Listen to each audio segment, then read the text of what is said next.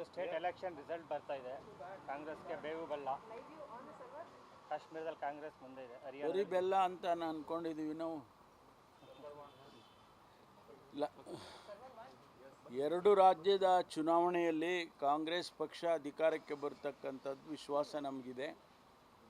ಜಮ್ಮು ಕಾಶ್ಮೀರದಲ್ಲಿ ಕೋಯಲಿಷನ್ ಸರ್ಕಾರ, ನಮ್ಮ ಪಕ್ಷವೂ ಕೂಡ ಕೋಯಲಿಷನ್ನಲ್ಲಿ ಭಾಗವಹಿಸಿ ಸರ್ಕಾರ ಮಾಡ್ತಕ್ಕಂಥದ್ದು, ಮತ್ತು ಹರಿಯಾಣದಲ್ಲಿ ನಮ್ಮದೇ ಸರ್ಕಾರ, ನಮ್ಮದೇ ಪಕ್ಷ ಮೆಜಾರಿಟಿ ಬರುತ್ತೆ ಅಂತೇಳಿ ಎಲ್ಲ ಸಮೀಕ್ಷೆಗಳು ಹೇಳಿದೆ. ಆದರೆ ನಮಗೆ ಗ್ರೌಂಡ್ ರಿಯಾಲಿಟಿ ನಮ್ಮ ಪಕ್ಷದಲ್ಲಿ ಬಂದಿರತಕ್ಕಂಥದ್ದು ಕೂಡ ನಾವು ಕನಿಷ್ಠ 50 ಸೀಟಾದರೂ ಗೆದ್ದಿದ್ದೇವೆ ಅಂತೇಳಿ ಬಂದಿದೆ. ಇದು ಯಾವ ರೀತಿ ಭಾರತೀಯ ಜನತಾ ಪಾರ್ಟಿಯನ್ನು ತಿರಸ್ಕಾರ ಮಾಡ್ತಾ ಇದ್ದಾರೆ ದೇಶದಲ್ಲಿ ಅನ್ನೋದು ಒಂದೊಂದು ರಾಜ್ಯದಲ್ಲೇ ಚುನಾವಣೆ ಆದಾಗ ಗೊತ್ತಾಗ್ತಾ ಇದೆ. ಇದೇ ರೀತಿ ನಮಗೆ ಮಹಾರಾಷ್ಟ್ರದಲ್ಲೂ ಕೂಡ ನಮ್ಮ ಸರ್ಕಾರವನ್ನು ನಮ್ಮ ಪಕ್ಷದ ನೇತೃತ್ವದಲ್ಲಿ ಮಾಡ್ತೇವೆ ಅನ್ನುವಂಥ ವಿಶ್ವಾಸ ಕೂಡ ಇದೆ. ಇದು ಒಂದು ಬದಲಾವಣೆಯನ್ನು ತರ್ತಕ್ಕಂಥ ರೀತಿಯಲ್ಲಿ ಬದಲಾವಣೆ ಪ್ರಾರಂಭ ಆಗಿದೆ ಅಂತ ಹೇಳಿ ಹೇಳ್ಬೋದು.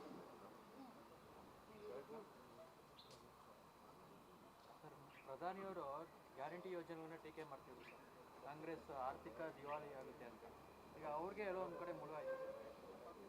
ಅಲ್ಲ, ಗೊತ್ತಿಲ್ಲ ನಮಗೆ. ನಾವು ಬಹಳ ದೀರ್ಘವಾಗಿ ಚರ್ಚೆ ಮಾಡಿ ಆರ್ಥಿಕ ಸ್ಥಿತಿಗತಿಗಳನ್ನು ಕೂಡ ಅಧ್ಯಯನ ಮಾಡಿ ಬಡತನದ ರೇಖೆಯಿಂದ ಯಾರು ಇದ್ದಾರೆ ಆ ಜನ ಮೇಲೆ ಬರಬೇಕು ಅನ್ನುವ ಉದ್ದೇಶ ಇಟ್ಟುಕೊಂಡು ನಾವು ಈ ಗ್ಯಾರಂಟಿಗಳನ್ನು ತಗೊಂಡು ಬಂದಿದ್ದೇವೆ. ಪ್ರಾರಂಭದಲ್ಲಿ ಭಾಳ ಜನ ಟೀಕೆ ಮಾಡಿದ್ದಾರೆ. ಅದರಲ್ಲಿ ಪ್ರಧಾನಮಂತ್ರಿಗಳು ಟೀಕೆ ಮಾಡಿದ್ದಾರೆ. ಕೇಂದ್ರ ಸರ್ಕಾರದ ಅನೇಕ ಭಾರತೀಯ ಜನತಾ ಪಾರ್ಟಿ ಮುಖಂಡರುಗಳು ಕೂಡ ಟೀಕೆ ಮಾಡಿದ್ದಾರೆ. ರಾಜ್ಯದಲ್ಲಿ ಜನತಾ ದಳದವರು ಕೂಡ ಟೀಕೆ ಮಾಡಿದ್ದಾರೆ. ಆದರೆ ಇವತ್ತು ಅವರಿಗೆ ಅರ್ಥ ಆಗ್ತಾ ಇದೆ, ಈ ಜನ ಯಾರನ್ನು ಬೆಂಬಲಿಸ್ತಾರೆ. ಯಾಕೆಂದರೆ ಅವರಿಗೆ ಸಹಾಯ ಆಗುವಾಗ ಸ್ವಾಭಾವಿಕವಾಗಿ ಅವರು ಆ ಪಕ್ಷದ ಜೊತೆಯಲ್ಲಿ ನಿಲ್ತಕ್ಕಂಥದ್ದು. ನಮ್ಮ ಉದ್ದೇಶ ಇರೋದು ಅವರು ಬಡತನದ ರೇಖೆಯಿಂದ ಮೇಲೆ ಬರಬೇಕು ಅಂತ. ಅದು ರಾಜಕೀಯ ಅಂಥೇಳಿ ನಾವು ಯಾವತ್ತೂ ಹೇಳಕ್ಕೆ ಹೋಗಿಲ್ಲ. ನಾವು ವೋಟ್ ಬ್ಯಾಂಕ್ ಆಗಿ ಕನ್ವರ್ಟ್ ಮಾಡ್ತೀವಿ ಅವ್ರನ್ನ ಅಂತ ಹೇಳಕ್ಕೆ ಹೋಗಿಲ್ಲ.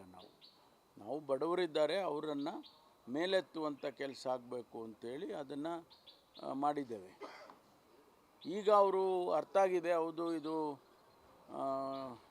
ನಮಗೂ ಕೂಡ ಇದು ನಾವು ಕೂಡ ಇದನ್ನು ಮಾಡಿದರೆ ಒಳ್ಳೆಯದು ಅಂತ ಅರ್ಥ ಆಗಿದೆ. ಅವರು ಆಡಳಿತದಲ್ಲಿರ್ತಕ್ಕಂಥ ರಾಜ್ಯಗಳಲ್ಲಿ ಬಹುಶಃ ಅವರು ಮಾಡ್ಬೋದು.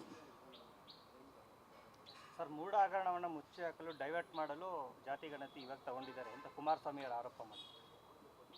ನೋಡಿ, ನಾವು ತರದೇ ಇದ್ದಾಗ ಜಾತಿ ಗಣತಿ ತಗೊಂಡು ಕೋಲ್ಡ್ ಸ್ಟೋರೇಜಲ್ಲಿ ಇಟ್ಬಿಟ್ರು ಅಂತ ಹೇಳ್ತಾಯಿದ್ರು. ಹೌದಾ? ಕೋಲ್ಡ್ ಸ್ಟೋರೇಜಲ್ಲಿ ಇಟ್ಬಿಟ್ರು, ಯಾಕೆ ಇಷ್ಟೊಂದು ಹಣ ಖರ್ಚು ಮಾಡಿದರು, ಯಾಕೆ ಪೆಟ್ಟಿಗೆ ಒಳಗಿಡಬೇಕಾಗಿತ್ತು ಅಂತ ಹೇಳೋರು. ಈಗ ನಾವು ಜನಸಮುದಾಯಕ್ಕೆ ಪಬ್ಲಿಕ್ಕಿಗೆ ತರ್ತೀವಿ ಅಂದಾಗ ಈಗ ಅವರಿಗೆ ನುಂಗ್ಲಾರದ ತುತ್ತಾಗಿದೆ. ರಾಜ್ಯದಲ್ಲಿ ಎಲ್ಲರಿಗೂ ಗೊತ್ತಿದೆ, ಹಿಂದುಳಿದವರು, ಅಲ್ಪಸಂಖ್ಯಾತರು, ದಲಿತರು, ಈ ಸಮುದಾಯ ಹೆಚ್ಚು ಸಂಖ್ಯೆಯಲ್ಲಿದ್ದಾರೆ ಅನ್ನೋದು ಎಲ್ಲರಿಗೂ ಗೊತ್ತಿದೆ. ಅದರ ಆಧಾರದ ಮೇಲೆ ನಾವು ಈಗ ಮುಂದಿನ ಬರ್ತಕ್ಕಂಥ ದಿವಸದಲ್ಲಿ ನಮ್ಮ ಕಾರ್ಯಕ್ರಮಗಳನ್ನು ಮಾಡೋದಕ್ಕೂ ಕೂಡ ಸಹಾಯ ಆಗುತ್ತೆ ಅಂಥೇಳಿ ಎಲ್ಲರೂ ಹೇಳ್ತಾ ಇದ್ದಾರೆ. ಹಾಗಾಗಿ ಅದು ಆಗಬಾರ್ದು ಅಂದರೆ ಇವರು ಯಾರು ಈ ಸಮುದಾಯಗಳಿದೆ, ಆ ಸಮುದಾಯಗಳಿಗೆ ನಾವು ಹಾಗಾದರೆ ಯೋಜನೆಗಳನ್ನು ಮಾಡಬಾರ್ದಾ, ಕಾರ್ಯಕ್ರಮಗಳನ್ನು ಕೊಡಬಾರ್ದಾ? ಯಾವ ಆಧಾರದ ಮೇಲೆ ಕಾರ್ಯಕ್ರಮಗಳನ್ನು ಯೋಜನೆಗಳನ್ನು ಕೊಡಬೇಕು ಅಂದಾಗ ಸ್ವಾಭಾವಿಕವಾಗಿ ನಾವು ಈ ಜನಸಂಖ್ಯೆಯನ್ನು ಆಧಾರವಾಗಿಟ್ಕೊಂಡು ಕೊಡಬೇಕಾಗ್ತದೆ. ಅದಕ್ಕೋಸ್ಕರ ಈಗ ನಾವು ಬಿಡುಗಡೆ ಮಾಡಬೇಕು ಅಂತ ಮುಖ್ಯಮಂತ್ರಿಗಳು 18ನೇ ತಾರೀಕು ನಡೀತಕ್ಕಂಥ ಸಂಪುಟದಲ್ಲಿ ತರ್ತೇನೆ ಅಂತ ಹೇಳಿದ್ದಾರೆ. ಚರ್ಚೆ ಆಗುತ್ತೆ. ಒಂದು ವೇಳೆ ಆ ಚರ್ಚೆಯಲ್ಲಿ ಬೇರೆ ಬೇರೆ ಏನಾದರೂ ಕೂಡ ಸಬ್ ಕಮಿಟಿ ಸಮಿತಿ ಮಾಡೋದಾ ಅಥವಾ ಅಸೆಂಬ್ಲಿಗೆ ತೊಗೊಂಡು ಹೋಗೋದಾ, ಅದೆಲ್ಲ ತೀರ್ಮಾನ ಮಾಡ್ತಾರೆ. ಹಿಂದಿನ ಸರ್ಕಾರದ ಅವಧಿಯಲ್ಲೇ ವರದಿ ಮಾಡ್ಬೋದಾಗಿತ್ತು, ಅವಾಗ ಮಾಡಿ. ಈಗ 1.5 ವರ್ಷ ಆಯ್ತಲ್ಲ. ಆಯ್ತಪ್ಪ, ಈಗ ಮಾಡ್ತಾ ಇದ್ದೀವಲ್ಲ. ಈಗ ಅಲ್ಲ, ಈಗ ಮಾಡ್ತಾ ಇದ್ದೀವಲ್ಲ. ಈಗ ಕಾಂಗ್ರೆಸ್ನಲ್ಲಿ ಒಕ್ಕಲಿಗ ಲಿಂಗಾಯತರು ಬಹಿರಂಗ ಬೆಂಬಲ ಕೊಡ್ತಾ ಇಲ್ಲ. ಕ್ಯಾಬಿನೆಟ್ ಅಲ್ಲಿ ಮಾತ್ರ ಹೇಳ್ತೀವಿ. ಅವರಿಗೆ ಬೆಂಬಲದ ಪ್ರಶ್ನೆ ಬರೋದಿಲ್ಲ ಇಲ್ಲಿ. ವಸ್ತುಸ್ಥಿತಿ ಏನಿದೆ ಅಂತ ಹೇಳಿ ಜನಗಳ ಮುಂದೆ ಇಡ್ತಾರೆ. ಅದನ್ನು ಅದು ಬೇಡ ಅಂದರೆ ಹೇಗೆ?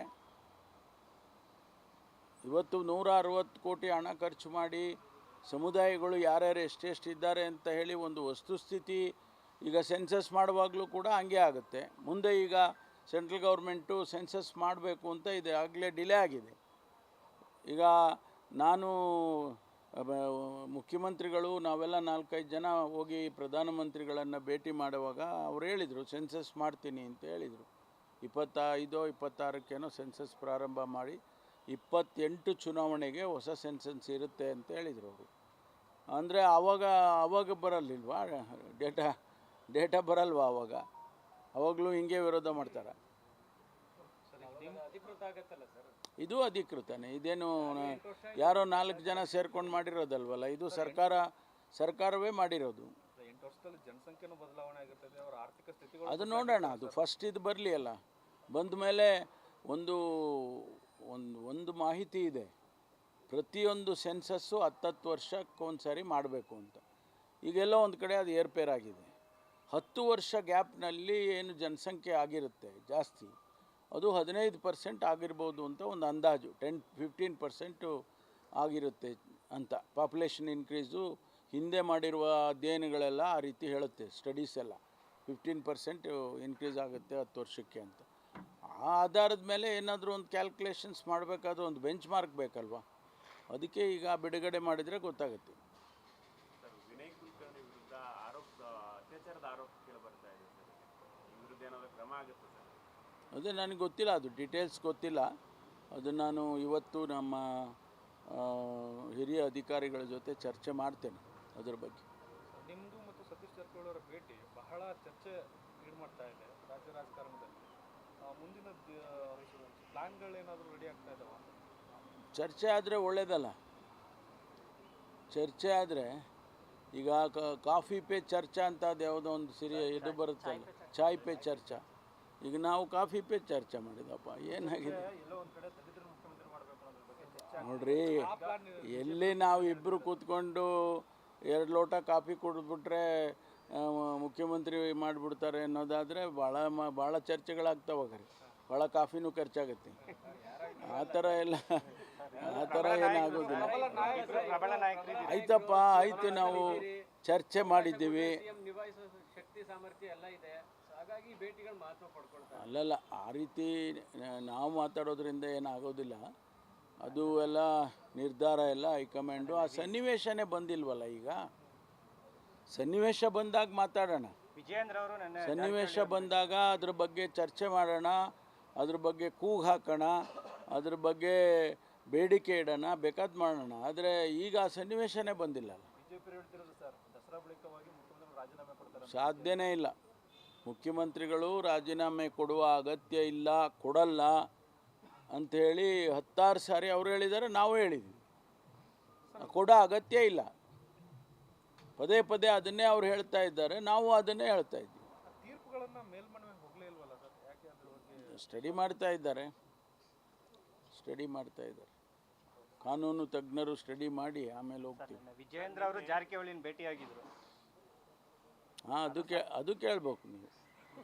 ಅದು ಕೇಳ್ಬೋದು ನೀವು, ಅವರಿಬ್ಬರು ಏನು ಮಾತಾಡಿದ್ರು ಅಂತ. ಅದನ್ನೇ ಕೇಳಬೇಕು ಅಂದರೆ ನೀವು ಕೇಳಬೇಕು ಅಂದರೆ.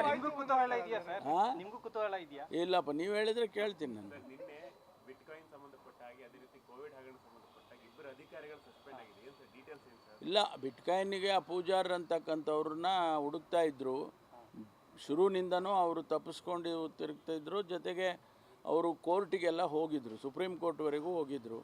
ಅವ್ರಿಗೆ ಯಾವುದೂ ರಿಲೀಫ್ ಸಿಗಲಿಲ್ಲ ಅಂತ ನಿನ್ನೆ ಬಂದು ಸರೆಂಡರ್ ಆಗಿದ್ದಾರೆ. ಅದು ಇನ್ವೆಸ್ಟಿಗೇಷನ್ನು ಮುಂದುವರಿಯುತ್ತೆ.